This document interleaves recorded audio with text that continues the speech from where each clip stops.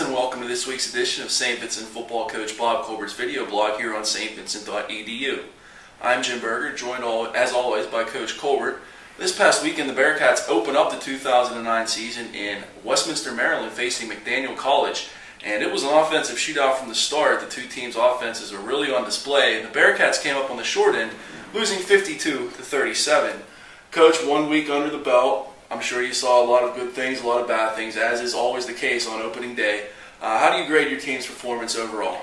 Well, I think that that game boiled down to four key plays. Number one was when we fumbled the ball on our early in the game, and they recovered it by our 26-yard line, and then they score right there. We gave the defense a short field. Another key play was we had about 3rd and 30. We stopped them for about a 10-yard gain, and then we had a personal foul, which kept the drive going, and they scored on that drive. Another key play was the fumbled punt return that we had. Gave the defense another short field. And then the fourth big play, I think, was obviously the punt return that they scored for a touchdown. There's four plays that led to 28 points, and there's a difference in the ball game. So it came down to four plays, I think. We also ran into a very good quarterback the other day. Their quarterback, I think it was 22 of 28.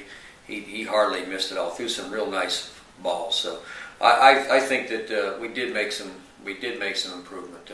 Just offensively, just speaking, last year we gained 66 yards on them total offense. We had 401 yards on, I think, 19 less plays than they had. So I think we do have the potential to be explosive on offense.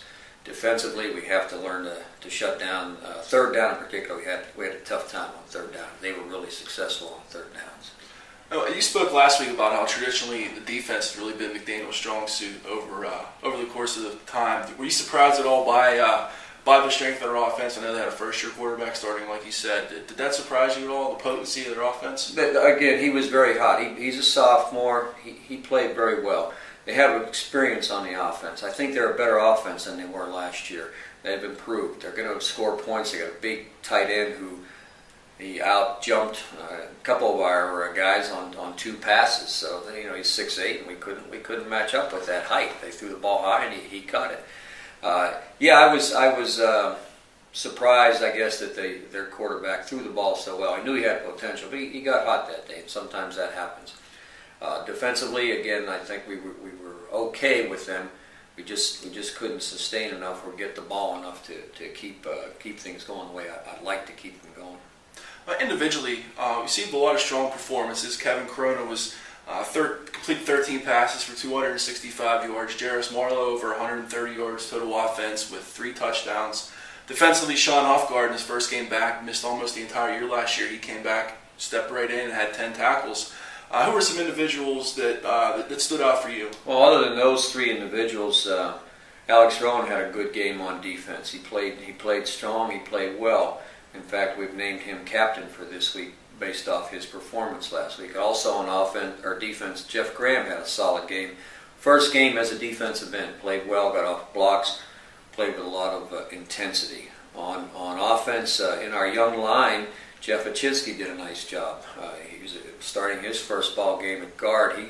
He did well, and then he alternates with Sean Sigg, and Sean Sigg also had a solid game in the offensive line. Those guys don't get noticed all the time, except if a sack occurs, but they did a nice job up front.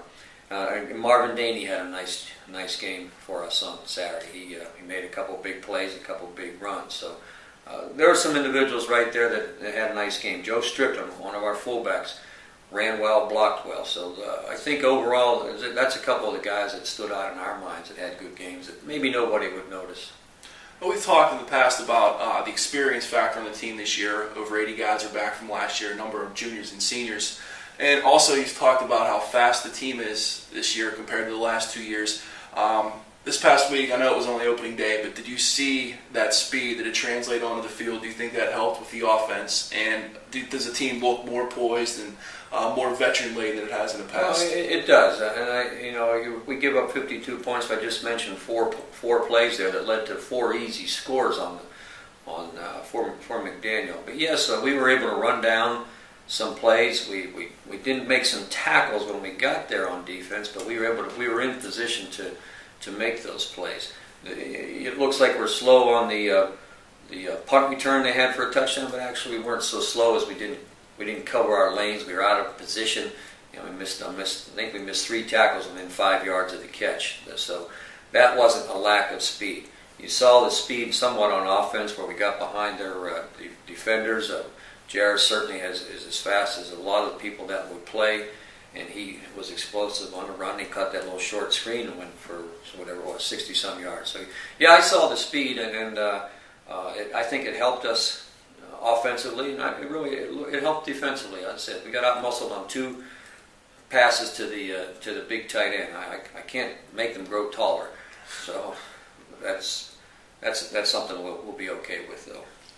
Well, this week the Bearcats open up the home portion of their schedule against Geneva College, 2 o'clock this Saturday at Chuck Noll Field. We've had some good battles with Geneva the past 2 years.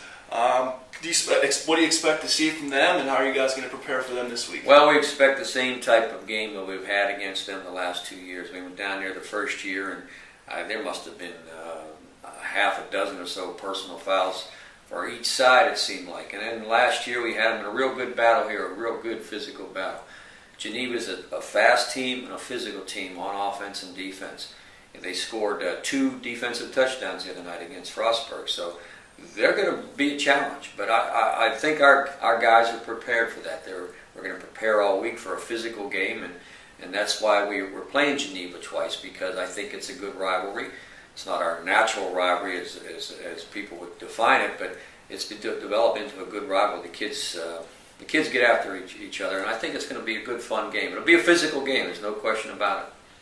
Well, I'm excited to see football at Chuck Noll Field return. And it was nice having the Steelers here, but I like seeing the green and gold out there.